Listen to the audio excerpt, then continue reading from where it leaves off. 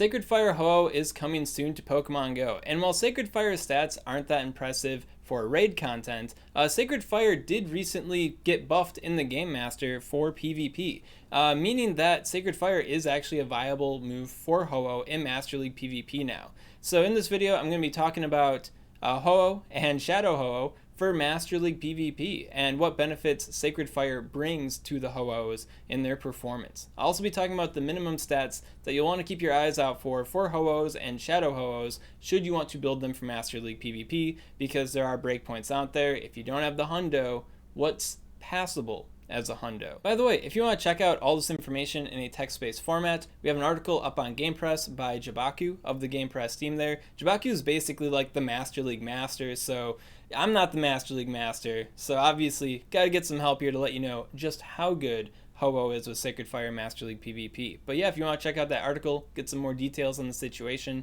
link in the description. Jabaku also talks about like the history of Ho-Oh as well in Master League PvP too, so it's like overall a pretty interesting read. I'm not going to get too much into that here, I'm just going to focus on the stats. So yeah, overall it's like a really good article, definitely check it out. So the last time I talked about Sacred Fire Ho-Oh was back with the Magical Leaf Sacred Fire video. Pokemon Go pushed the numbers into the Game Master for Magical Leaf and Sacred Fire at the time, and the moves were like really underwhelming. Like Magical Leaf was mediocre as all get out, and Sacred Fire was like bad. There were very few use cases, very few scenarios that you'd ever want to use Sacred Fire instead of Earthquake on Ho-Oh in Master League PvP.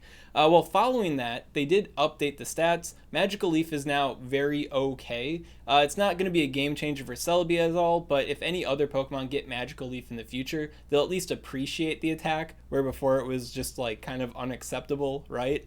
But for Sacred Fire, the buff that they did to Sacred Fire was actually pretty stupendous. They not only decreased the energy cost by 5, which was like the main problem that Sacred Fire had before. The 70 energy cost didn't synergize well with Incinerate and Brave Bird, so like it made Ho-Oh like significantly worse in that respect. And then it also had like the same base power, I think, or less base power than Earthquake. So it was just overall just like, why would you ever use this instead of Earthquake? You have to use a whole extra Incinerate to use this instead of Earthquake. It was bad for Ho-Oh. But yeah, they decreased the energy cost by 5, and they boosted the base power. So now Sacred Fire is arguably Ho-Oh's best attack for Master League PvP. You know, aside from Brave Bird, you still want to use Brave Bird. Don't ever use Sacred Fire with Earthquake, not a good combination. Brave Bird with one or the other attacks.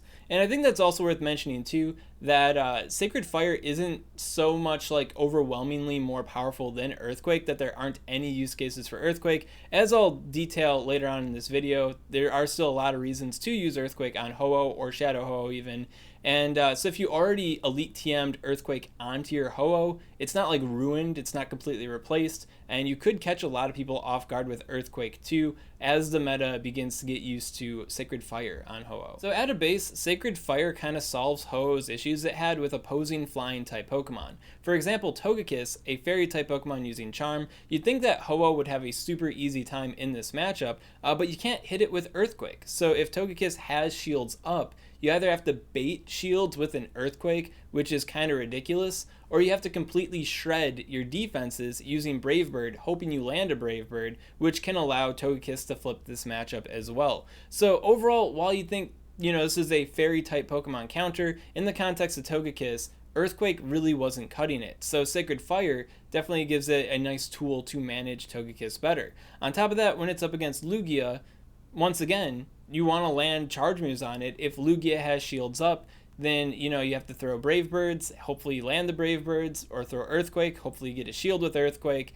So it's definitely a dicey matchup against Lugia there. With Sacred Fire, you can now go toe-to-toe with Lugia more evenly. You beat it outright, I believe, in the zero shield situation now. And then when it comes to more uneven situations, it allows you to take the advantage a bit more easily. And that's even without considering the 50% chance to debuff your opponent's attacks at by one stage.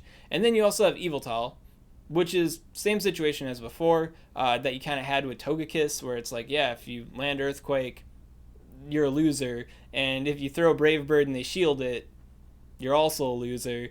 But now you can just throw Sacred Fire. And so Yveltal is no longer a problem for Ho-Oh. Yveltal was kind of falling out of style with Zacian coming out already. But I think that Sacred Fire on Ho-Oh is definitely going to kind of put it in the coffin here. That's for sure. Speaking of Zacian, Sacred Fire also makes the Zacian matchup a bit more comfortable for it as well. Allowing you to dispatch it more easily in the zero shield situation. And then you also have that chance to debuff their attack too. So if you were to shield the first wild charge, you throw the Sacred Fire, they shield it up, they get the attack debuff, well then that next Wild Charge would be hitting a lot more softly. And if Zacian happens to not have Wild Charge to begin with, and it's just trying to play rough you and pray, I guess, then you don't have to debuff yourself to take it out in that situation either.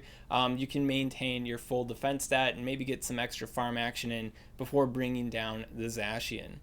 And then when it comes to considering the 50% chance to debuff the opponent too, it makes the Dialga matchup a little bit more interesting. Before, you could just take Dialga out with the Earthquake, but the situation to line up landing the Earthquake to KO Dialga could be pretty dicey. Sacred Fire doesn't just counter Dialga outright either because it's not super effective, it's just neutral effective. But when you consider the fact that you could debuff their attack by 50%, if you were to get that early 50% debuff on Dialga, well then it would turn the matchup in your favor in a pretty big way there, make it pretty comfortable for Ho-Oh. Of course, this does make the Dialga matchup a little bit more of a coin flip, where before, if you could reach and land the Earthquake, you would beat Dialga. So that is a little dicey element to it, and will make, I guess, Sacred Fire Ho-Oh a little bit frustrating to play with in that respect. But I think it's nice that despite not having a super effective charge move, you still can maintain that Dialga matchup to an extent. And then also, when considering the debuff chance, Melmetal and Landorus Incarnate Form are two very annoying matchups for Ho-Oh to navigate, and if you are able to get the debuff on them, then taking the Rock Slide damage from them isn't as dire as it would be otherwise. It's still going to hurt you in a pretty big way, but now you'll have more healthy HP coming out of those fights to maybe land another charge move or reach another charge move, where before, yeah, they hit you with a Rock Slide, yeah, it didn't KO you, but now you're in fast move farm range. So in a way, it is a bit better for Ho-Oh here. Now when it comes to losing Earthquake, you're not only sacrificing the potential consistency against Dialga, you are running into other issues as well. The biggest meta issue, of course, is going to be Zekrom. Zekrom stocks have been rising steadily, over the past few seasons. And I feel like Zekrom was already kind of peaking a bit. Man, usage for Zekrom, give me even more reasons to use this thing. And now we're getting Sacred Fire Ho-Oh. A Ho-Oh that a lot of people are probably going to be using instead of Earthquake Ho-Oh. And Zekrom resists all those charge moves that aren't Earthquake. So yeah, Zekrom stocks going up even higher. I don't have a Zekrom. I wish I did. And now I definitely wish I did. And if you got a Zekrom, then yeah, going forward in Master League PvP, I think Zekrom's going to be a absolute Pokemon to definitely use. Of course, this does give credence to maintaining your Earthquake Ho-Ohs, of course, because if Zekroms get a little bit too comfortable with the fact that it's just going to be a Sacred Fire, right? Well, then they'll get hit by an Earthquake. And similarly with Dialga, before you'd kind of have to bait Dialga into the situation where you could land an Earthquake to consistently take it out, well, now it's just going to think it's a Sacred Fire, so it could get blasted with an Earthquake there too. So once again, still have use cases for Earthquake Ho-Oh, despite Sacred Fire having all these benefits. And, just going with Sacred Fire, thinking that you got it, you might not, when it comes to Zekrom, especially. And then other Pokemon that could be tricky to manage with the Sacred Fire instead of the Earthquake would include Giratina and Reshiram, Pokemon that you would have to hit neutral with the Brave Bird. Basically anything that you have to use Brave Bird, where before you could have just used Earthquake to not debuff yourself, could become a more tricky matchup because you gotta throw Brave Bird instead and then you debuff yourself. And yeah, Kyogre also fits that bill too. There'll also be other Pokemon in the future that might be annoying as well. For example, Shadow Tyranitar with Smackdown is starting to gain some interesting popularity. Not that Ho-Oh could manage that matchup super well before, but if you had some energy on you, you could at least maybe reach an Earthquake to maybe get a shield or maybe KO it in some super weird dire farm down situations. But with Sacred Fire, that option's now gone. You just Brave Bird it and die faster, I guess, which is kind of what Shadow Tyranitar Smackdown wants you to do.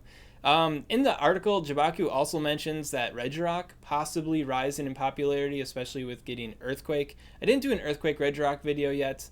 That's also on my list of things to do, but the raid's over, so I don't know if I'll ever get to it now. But Regirock could also be a problem. So it's not all sunshine and rainbows for the Sacred Fire Ho-Oh here, even though Sacred Fire Ho-Oh is overall going to be the better Ho-Oh. In the context of the meta, there are some big bad threats out there that can take advantage of the fact that Ho-Oh is most likely going to be using Sacred Fire. Then when it comes to Shadow Ho-Oh in Master League PvP, as with most Shadow iterations of legendaries so far in Master League PvP, it looks like Shadow Ho-Oh is once again just kind of like a spicy side grade to the normal counterpart. Overall, the normal counterpart is going to be a lot more consistent, a lot more reliable, but it could hit in just that extra special kind of way, throw your opponents off in a way they're not expecting, to use the Shadow Ho-Oh there. So definitely not a must power up Pokemon. Definitely want to make sure that you've got the minimum stat checks before you even consider powering up the Shadow Pokemon here. But it does have some interesting spicy usage. Looking at PvPoke, looking at Bear, Even, Steven type scenarios, one of the main things that stands out in a pretty big way is the fact that it could possibly OHKO a Palkia, and even maybe has the possibility to flip the Kyogre matchup as well with the Shadow boosted Brave Bird, which, just saying that out loud, does sound pretty terrifying. But outside of that, it seems like it does struggle against like taking super effective charge moves, even without having its defense stat debuffed by Brave Bird. For example, a lot of the rock slides that are out there, looking at you, Melmetal and Excadrill, yeah, any rock damage that Ho-Oh could maybe survive before and then maybe throw a charge move, it's very likely just going to die now, or die and then get farmed down with the fast move before it can do anything meaningful. So that is a bit problematic for Shadow Ho-Oh, and it would keep me apprehensive even if I had a good IV Shadow Ho-Oh towards powering it up. So if you do have like the Candy and Stardust to power up a Ho-Oh for Master League PvP, and you don't have a normal Ho-Oh, I'd probably build the normal Ho-Oh first. Not that Shadow Ho-Oh can't have its advantages. So when it comes to Master League PvP, you always want to have the hundo, right? Having perfect stats, because there isn't a CP cap, it's a level cap. So anything that's less than the hundo, you're probably going to end up having less stats, which is less good, could cost you some matchups, right? Having the hundo is the goal, but it's a 1 in 216 chance to get the hundo, which means you could spend I think upwards like $50-$60 in raid passes trying to get the hundo, right? So what's hundo enough? Well, that's where these minimum stat checkoffs come in. So when it comes to normal Ho-Oh, I'd have to say the safe minimum IV is going to be the 11, 14, 13. I don't want to bog down this video anymore, so the article on Game Press covers all of this in more detail. The bulk check isn't based exactly off of a defense breakpoint per se. Obviously, you are getting defense breakpoints against Dragonite, Walrein, Mamoswine, and Dragontail Garchomp with a 14 defense IV. But it's actually in combination with the HP check, allowing you to more consistently flip the Metagross shield disadvantage scenario, which, let's be honest, if you can't beat Metagross at a shield disadvantage, what is your Ho-Oh doing, right? Also helps out against non-wild charge Zacian in the 0-1 shield scenario. Once again, if you can't do that, what are you doing? And then it can also maybe help you flip Kyogre in the 1-0 shield advantage scenario. So if you can possibly beat Kyogre, I think that's pretty fantastic, right? And you need the 14 defense and you need the 13 HP IV to pull that off. Now when it comes to the 11 attack IV, I guess you could get away with having a 10 attack IV. It probably wouldn't affect things too much, but it does get breakpoints on Groudon, Lugia, and Mamoswine, which can be important to flipping the Groudon and Lugia matchups in particular. Having a higher attack IV is always going to be better. If you go to 13, then you get an attack breakpoint on Melmetal, Palkia, and Snorlax. 14, Best Buddy Dialga, Landorus Incarnate Form, and Mewtwo. And then 15, you got Excadrill and Heatran going on there. But I'd say the most important cutoff of all these is going to be 11. Incinerate is a very slow attack, so getting 1 extra damage isn't going to be that big of a deal compared to Dragon Breath getting 1 extra damage. But I found that the 11 was at least kind of important, right? So once again, 11, 14, 13 is the safe minimum. I guess if there was a copium kind of minimum, oh, I don't have that, but I sure do want to use Ho-Oh, I'd say 11, 13, 12 is as low as I'd go, because you maintain the other matchups I talked about. You just missed out on that niche Kyogre situation, which probably won't even work out for you well to begin with, so kind of whatever, right? But if there was an ideal minimum, I'd probably say 13, 15, 13, if you could. Then when it comes to the minimum stat checkoffs for Shadow Ho-Oh, I'd say it's arguably more forgiving or possibly less forgiving, depending on how you want to look at it, compared to normal Ho-Oh and compared to other Master League Pokemon. I'd have to say overall, like, as long as you have a 13 attack IV, like, the defense and the HP don't appear to matter too much. Assuming that the IV floor is going to be 10, 10, 10. I didn't look at anything less than 10, so I think it is possible for it to maybe be lower, maybe. But 13, 10, 10 is probably going to be okay. And you won't have that 13 attack IV because if you don't have it, then you won't be able to do the Palkia Zero Shield situation, you know, blasting it out of existence with a Brave Bird, which is like kind of the whole point, I guess, on paper, to use a Shadow Ho-Oh. If you miss out on like the one cool thing that we know it can do, like, what are you doing, right? So yeah, 13, 10, 10, probably okay. I'm looking at some bulk checks, 13, 13, 12, probably a little bit better. 13, 12, 10 is also like acceptable if you want to be a little bit more highfalutin, but I think like 13, 10, 10, if I had that and I wanted to use a Shadow Ho-Oh, I'd have no reservations. One thing that's kind of annoying though, the dark side of Shadow Ho-Oh, which will always make you feel like your Shadow Ho-Oh is never complete, is that if you have a 15 defense IV and a 15 HP IV and you best buddy your Shadow Ho-Oh, I know you won't open its heart and teach it to love again, but you will become best friends with it, right? Well, it gets like these special like ascended defense breakpoints and HP checks that allow it to possibly overcome Kyogre in the 1-1 shield situation, which is kind of nuts. Talking to Jabaku about the situation and like simulating out how that matchup would go, it seems like it won't often happen that way. Like, it probably won't go down the 1-1 path all the time, but it could, which is kind of nutty.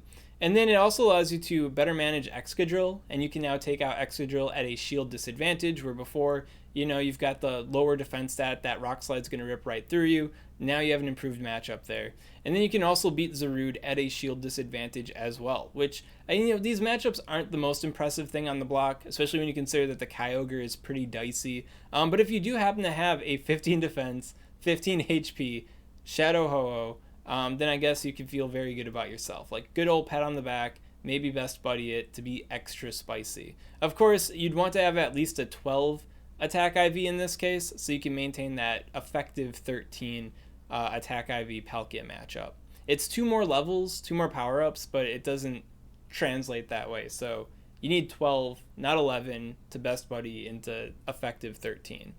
And then as far as another significant attack IV goes, 15 is also pretty nice for the Giratina Origin Form 2-1 shield situation, but that's considering like Earthquake, so I don't know. If you want more details on these breakpoints, of course, though, link down below to the article on Game Press covering things in a bit more detail. If this sounded like a lot of words, there's a lot of words on paper, even more on paper, so I tried to trim it down here. Also, if you're curious about Ho-Oh or Shadow Ho-Oh in Great League and Ultra League PvP with the Sacred Fire attack, I really don't think it's going to be making a big splash, like, at all in either league. Like, maybe in, like, Ultra League as, like, a ABB style Pokemon with Talonflame because they have the same stats, same kind of coverage profile going on. Maybe. But it seems incredibly niche, like super spicy bird pick here. Not a household name type of pick. Kind of much like Lugia. Lugia can work in both of those leagues. We don't often see Lugia in both of those leagues. At any rate, if you got any questions on this content, comment below, let me know what's up. I'll be happy to help you out. And if you enjoyed this kind of content, you want to see more like it, make sure to subscribe to Swag Tips. And then once again, definitely check out that article by Jabaku. It goes over like the history of Ho-Oh in PvP as well, and goes over some more matchup details too. It's pretty interesting, and makes me feel like I want to power up a Ho-Oh for Master League PvP. Will I get a good one? Will I get the Stardust? We'll have to see. Swag Tips. I'd also like to give a special shout out to these Patreon supporters. If you want to support Swagman on Patreon, link in the description.